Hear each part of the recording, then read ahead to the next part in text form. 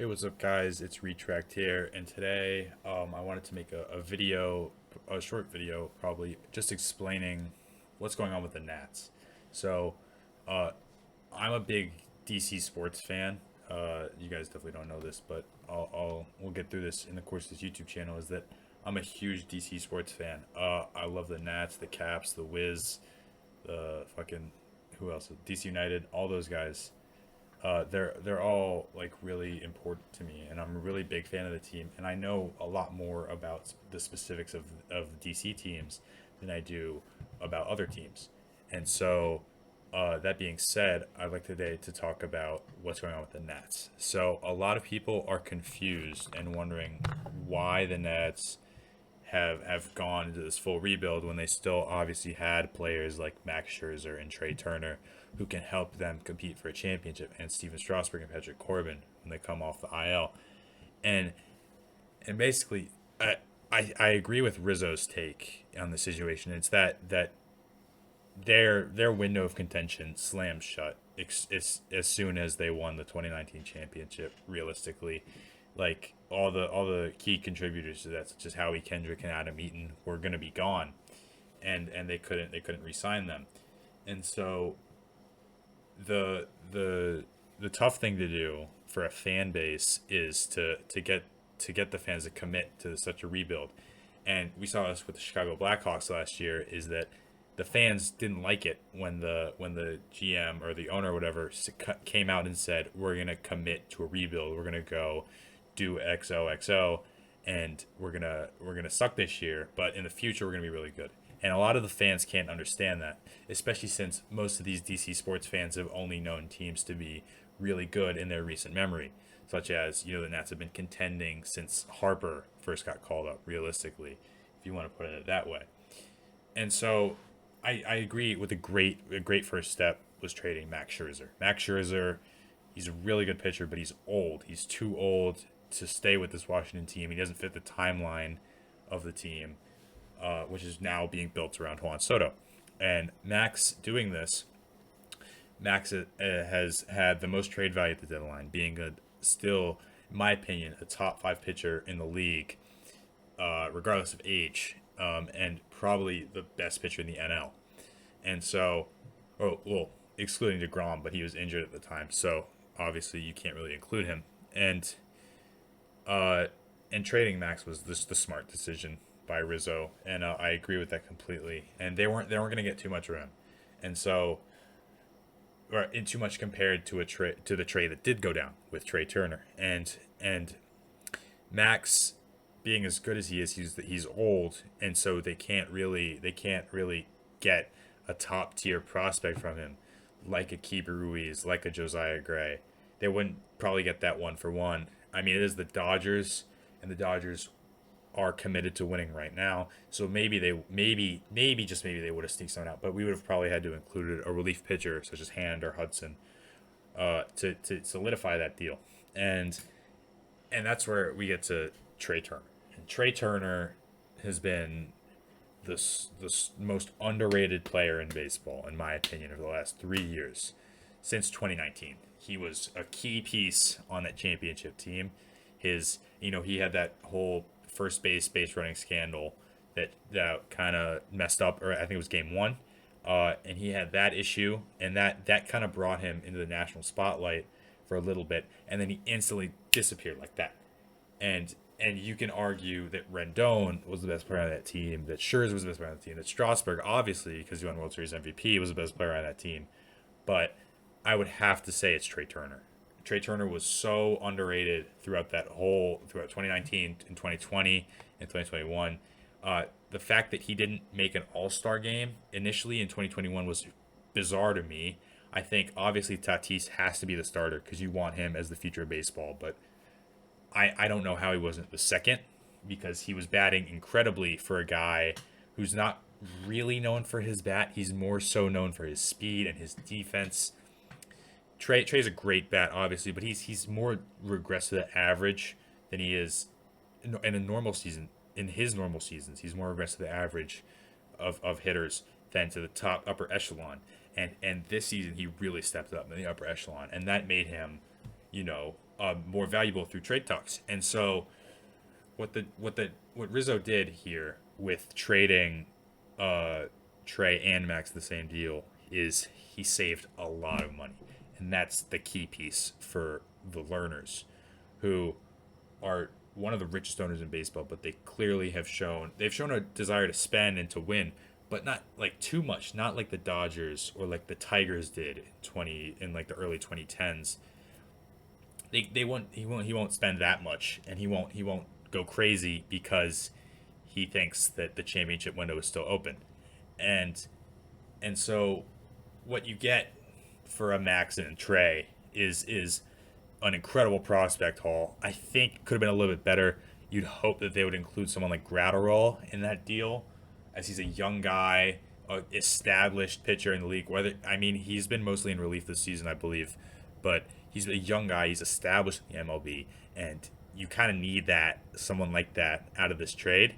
Now Josiah Gray did pitch in a game recently for the Washington Nationals. He wasn't too good, but for a young guy to come up instantly and be the top prospect in the trade at the deadline, and these guys are MLB ready right now. Ruiz and Gray are immediately ready to contribute, and they can be a top year. They can be a great battery for a long time, hopefully, in DC. And while initially I wasn't too enthused about the prospect haul we got in this deal, I looked into it more, and I realized these guys had a lower value because, especially Gray, had a lower value because of the season he was having in AAA, which wasn't the best.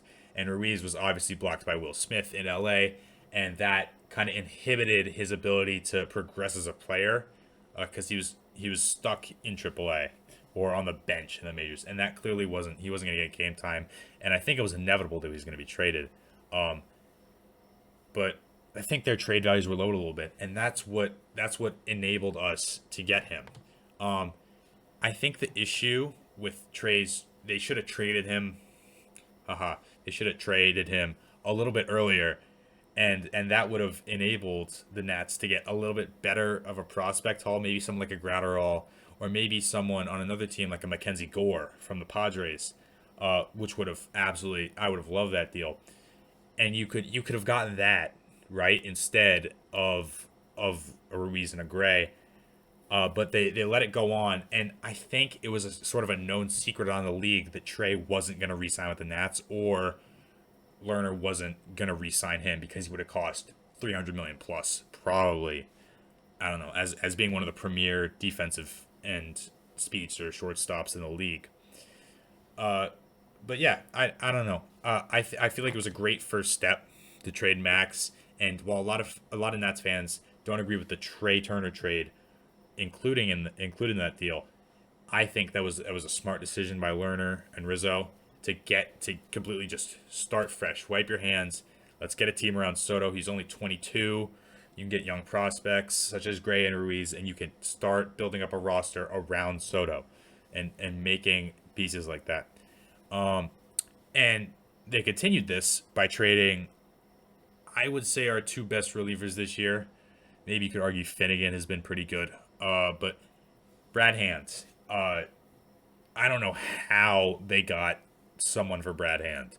Brad Hand had been horrible, and in his last couple starts for the Nats, I went to a couple games before the trade deadline, and Brad Hand almost blew a save in one of them and blew a save in one of them, and he was so poor up until the trade deadline. He completely hurt his stock as a relief pitcher, and you can look at that and you can say, oh, he's not a guy I want closing on my team. Or you can look at that and be like, maybe he's a guy who, if you give him a couple games in a setup role on a good team, then he'll be really good. And he did go to the Blue Jays, who they traded for Barrios. I think that was an incredible trade for the Twins, who they got that one guy, Austin, I think his name is, who was their first round pick last year. And they got that for a year and a half of Jose Barrios, who, if he resigns, will get a lot of money. But the Jays clearly saw that window of contention, and they traded for Hand. And I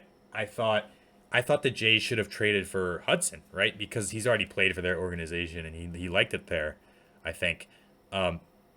But again, they want to get Brad Hand. They get Brad Hand. He's a serviceable reliever. You can stick him in the closer spot. He'll do fine. You can stick him in a setup role. He'll do fine. Next guy, Daniel Hudson. I previously referenced him. Huddy was a fan favorite in DC, and this one kind of hurts a little bit for me, specifically because Huddy, and I'm sure a lot of other Nets fans. Huddy was a guy who came in at the trade deadline in 2019. Our big move at the trade deadline was, none of you guys remember this. We traded for Ruinas Eliash from the Mariners and Hunter Strickland, who had that incident with Harper. And Eliash pitched amazingly in his first game, and they let him bat, and he pulled his hammy running out of ground to the first base, and he was done for the season. I think it was a hammy injury, and that injury, I believe, opened up a window where they needed another top tier relief pitcher, and Huddy, I think, was a free agent. He was just with the Blue Jays, but he had been cut recently, and he was a free agent, and they signed him, and Huddy was one of our three relievers in that playoffs. And I guess you could count. I mean, obviously Doolittle was a great reliever, but he started choking. And Anibal Sanchez he started a couple games, especially in the NLCS, I believe. I don't think he started a World Series game, but Anibal Sanchez was a great pitcher as well. And Huddy came in and he took over that closer role for the Nats, and he became an instant fan favorite. He was so good. And then once they got to the World Series, the birth of his child, even they got the whole fan base behind him, and he could easily he could do no wrong in the eyes of many Nats fans such as myself. And I loved Huddy. I still hope he signs back here in the offseason, which he definitely could do, but I don't think he will because our window of contention has probably slipped for at least a year or two at this point. But trading Huddy, yeah, kind of stung as a Nats fan. The next guy or guys, the Yan Gomes trade. Yan Gomes and Josh Harrison to the A's. Yeah, Josh Harrison, again, another fan favorite guy. Here he had those antics, especially in San Diego. Was the recent antics with the fans, and I say antics like antics is usually a bad connotation within baseball, but I mean it well here. And he was a really great guy, and he was engaging with the fans, and he made the games worth coming to, and I could see in the Nats that something just snapped the second he got on the team because at a game recently I went to, the Cubs Nats game on Sunday. Uh, Robles was jeering with the fans in the bleachers, and I'd never seen him do that before. Maybe I just wasn't paying attention to him, but Robles was talking to fans, and I went to an Orioles game a while back, and Stevenson was talking with fans in the crowd, and that's incredible that a team dynamic. The Nats have usually been a very stern clubhouse, not too much fun. If you can point at specific incidents such as like Papelbon and Harper fighting in the clubhouse, or the dugout, sorry. Uh, and I think with Dusty Baker under the team was more tightly run. And while that was like good, it wasn't ever gonna work. Dusty Baker is not a guy who can manage a World Series team in my eyes. He's a guy who can push a team as close as they can. He can get to the playoffs. He can get you a little bit far in the playoffs, but he can't take that final step and win a World Series. And Dave Martinez did that, and he was a guy who allowed the clubhouse to be a little bit more fun. Um, and I've pinpointed a specific time when you could see the Nats dynamic changes, and it's a 2019 game versus the Padres in San Diego. And it's like the fifth inning or something, and Craig Stammen comes in. Craig Stammen, former Nationals pitcher, he was pretty good for the Nats, at least in my opinion. And the guys hit four home runs in a row off of him, and the clubhouse just went, or the dugout just went insane, and that was sort of a turning point. People point to 19 and 31. People point to other moments where you can say that the Nats turned it around and they shifted. But I think that's a specific one where the dugout and the clubhouse turned around and became more embracing of guys who had nothing to lose, and I just love that. And I think a guy like Harrison and a guy like Huddy, who both got traded, are gonna it's gonna suck to not have them on the team, but obviously it makes room for prospects, young guys such as Kieboom and Garcia and Gray now. and Machado now, who can come up and do good things for the team. Uh, Yan Gomes, obviously not much to say about him. He's a great catcher. He really outplayed his contract. He was a top 10 catcher in the league for me. Uh, to get such like a middling return from him. I guess he's the backup catcher now in the A's. I don't watch A's baseball very much. I can see the backup catcher. I can understand why they didn't get too much from him. There's just they A's just got two glue guys and we got some low end prospects. Uh, yeah, I don't know. It's a fairly good trade. Yeah. So the good thing that Rizzo and Lerner did here is they established a prospect pool, and the prospect pool, our prospect pool was completely dry. We had Rutledge and Cavalli, two guys who are gonna come in and hopefully the next 2 or 3 years and dominate for us. Yet they don't. They're not obviously not MLB ready now, and Lerner and Rizzo didn't want to commit to something where they'd have to trade one of these top two guys for a guy who's a rental or a year and a half, such as Barrios. Uh, and I think that was really smart of them to not do that and to instead go the other way and establish that prospect pool. It was a really smart decision. And then in 3 years or 2 years or 4 years or something like that, you can bring these young guys to the majors, such as Ruiz and Gray are already ready now. Cavalli and Rutledge are going to be ready soon. The other guys, I can't remember too many others within the system, but other guys do that, and then uh, they come up, and we're going to be a contending team again in 3 years, hopefully, because of people who we can surround Soto with. And I think if you can get a team to contention, maybe get 1 year of really good baseball in before Soto signs his massive pay or his. I'm assuming he's going to sign an extension this offseason, but what 2025, the 2025-26 season, it's going to be when that extension kicks in. And before that happens, I would think they would really need to get guys who can play and commit, and we can contend soon and shortly before that extension kicks in, and we have to sell off pieces to make room for his contract. So yeah, that's basically it. Uh, I was gonna grade the trades.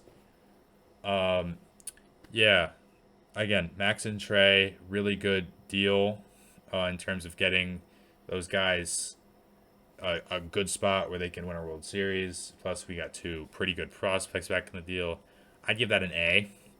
You know, yeah, an A. Not much to say about that I haven't already said. Hand and Hudson hand trade.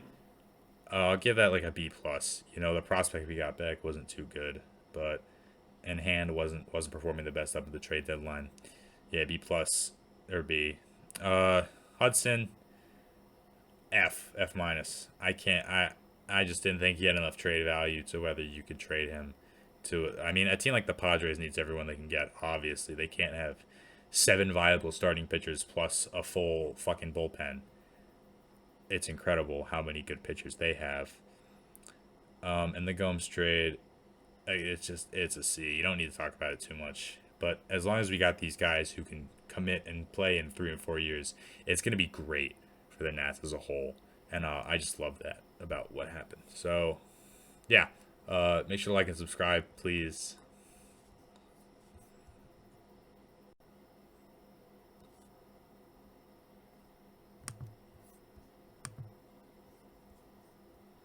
And yeah. Make sure to like and subscribe, please. And I'll see you guys soon for another video. Peace.